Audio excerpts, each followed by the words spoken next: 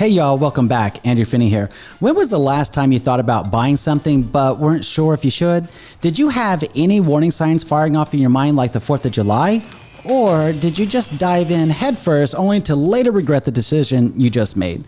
Okay, I can't speak for you, but I have a confession to make. Confession is good for the soul.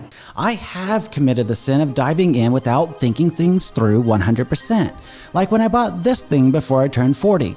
I still don't know what I was thinking. Maybe I was having like a midlife crisis. I'm not really sure. Here we are a couple years later, and every time I pull into a gas station, I'm quickly reminded of how much I wish I would have slowed down to think it through. So if you have warning signs firing off in your mind like the 4th of July about should you buy a house in today's market, that's okay. And in fact, it's a good thing. It'll help you think things through as you move forward. Obviously, buying a home is much different than buying a car, no matter how nice the vehicle might be. But the result can be the same if you don't think through your decision. It can lead to buyer remorse, also known as regret. Like this post from CNBC that reports a study by Clever Real Estate. They found 72% of homebuyers regret buying a house between 2021 and 2022. The report says the number one reason for buyer's remorse, 30% of respondents said they spent too much money. We all heard the stories. I was doing it. I was helping people buy homes and people were overspending a lot. Indeed, in 2021 and early 2022, many homes were in prime bidding wars with buyers ratcheting up the price significantly in desperation just to win the bid. The second most common regret was rushing the home buying process, with 30% saying their purchase decision felt rushed and 26% indicating they bought too quickly. Indeed, the pace was so fast from 2021 through early 2022, you could blink your eye one moment and see a new listing, and if you blinked it again, it was already under contract. It was insane. Buyers taking time to form a winning game plan with their agents is likely what separates the 72% of buyers that have regrets versus the 28% that don't. So what can we learn from this? To never buy a house? Or perhaps it's wise to learn and consider our options before making a major life decision. Now, please correct me if I'm wrong here. I think most people want to make wise decisions that are right for them, but when they research it, they get so many mixed signals, like this post from Yahoo Finance that quoted a housing expert saying this might be the worst time you can buy. But is it really the worst time? I mean, seriously, really? The worst time ever, huh? The only one that really knows the answer to that question is you. In a moment, I'll show you why your voice is the only one that matters when the noise fades away. But for now, consider the points of view from this post from Realtor.com titled, "Is it the single worst time to buy real estate in history?" The answer might surprise you. In the post, they shared several thoughts from people posting on the real estate subreddit on Reddit.com.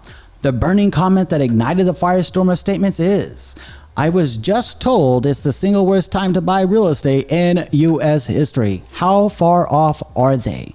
One person said, "That person wasn't alive in 2007, I guess." Another one said, "Wouldn't everybody thinking it's the worst time to buy actually make it the best time to buy?" They might have a point there. And another commenter lays their heart out when they say, "I mean, maybe, but if the adage is the best time to buy is when you can buy, then no, at least not for me. We tried very hard. We just didn't have $100,000 in cash we could offer over asking. But I can currently buy a single family home in my area where a year ago that was not true. Now is the first time I've been in a position where I have enough of a down payment, enough of a salary, and enough options to actually buy a home." Perhaps if you're in the market in 2020 to 2022, you might feel the same way too. Sometimes we can see things from another perspective by looking at subreddits or simply by listening to what people have to say. Doing so can help us shut down distractions and consider our options from a holistic viewpoint. So when we take a breath to assess the situation, we can focus on the most important voice of all, our own voice. That's where the 3 questions I'm about to share with you can be very insightful if you let them. Something powerful happens when we just breathe and focus on finding our zen within. We can gain clarity and understanding.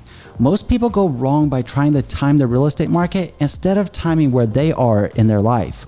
We only get one shot at life, so shouldn't we take the best shot that we can? When the goal is deciding if now is the right time to buy a house, it really comes down to these 3 questions.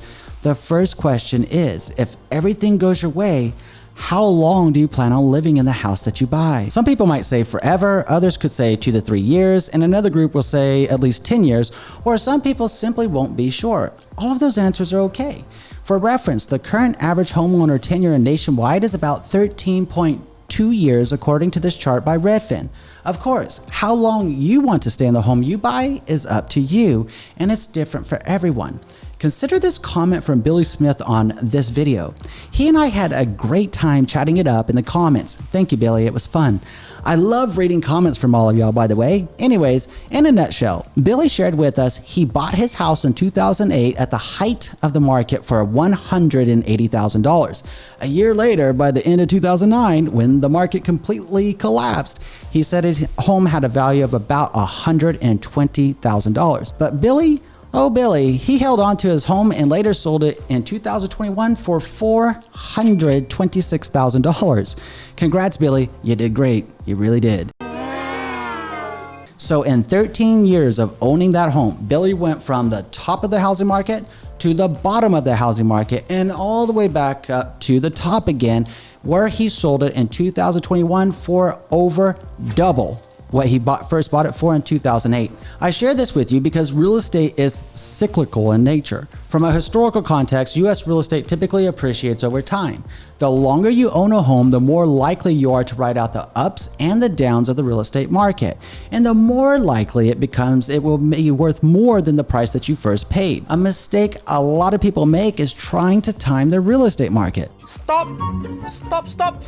But that can backfire if they aren't careful. For instance, many people thought the housing market would collapse in 2020, so they didn't buy a home even though they could.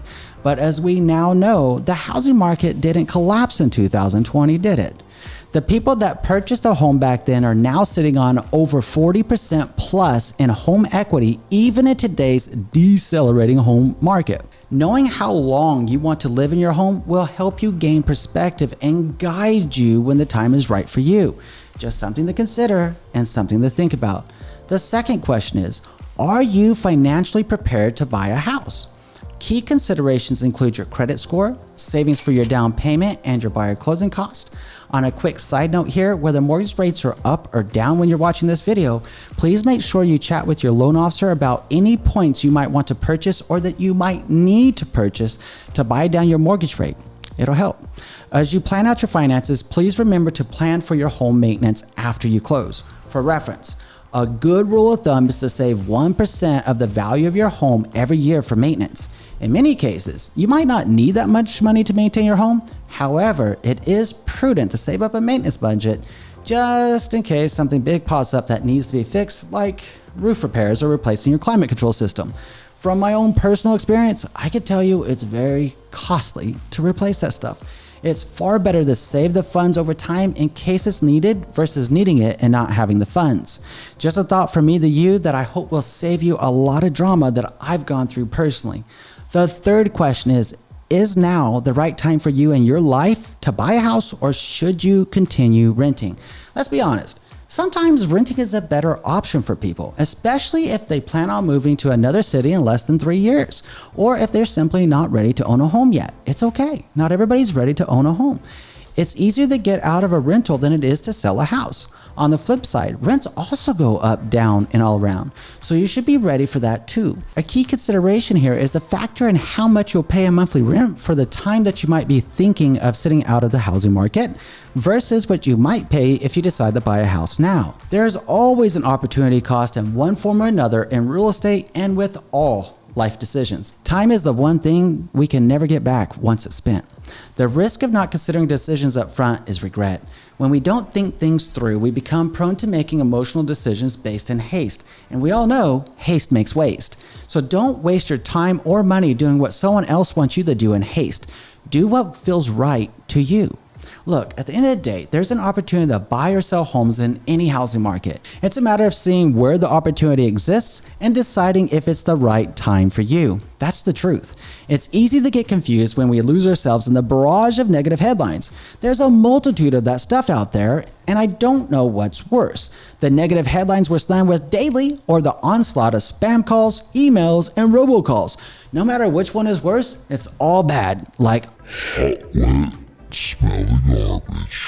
To me, and please tell me if you feel the same way too, we need some good old-fashioned honesty, not people trying to corrupt our thoughts or to sell us something so frequently that our head spins faster than this top. Instead, we should focus on what's important to us for the reasons important to us. Then you can cut through all that noise pollution to hear the most important voice of all, your own unique voice. Take time to find your zen to gain clarity, and you will never let yourself down.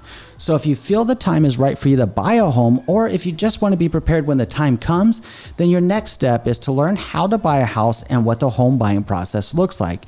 You can do that by clicking right here. Afterward, you'll be much better prepared for the next steps ahead of you. I'm excited for you, and I look forward to continuing our journey together. So click here to check out the home buying process, and I'm looking forward to seeing you in the following video. Until then, I'm sending you positive vibes. Everything goes your way.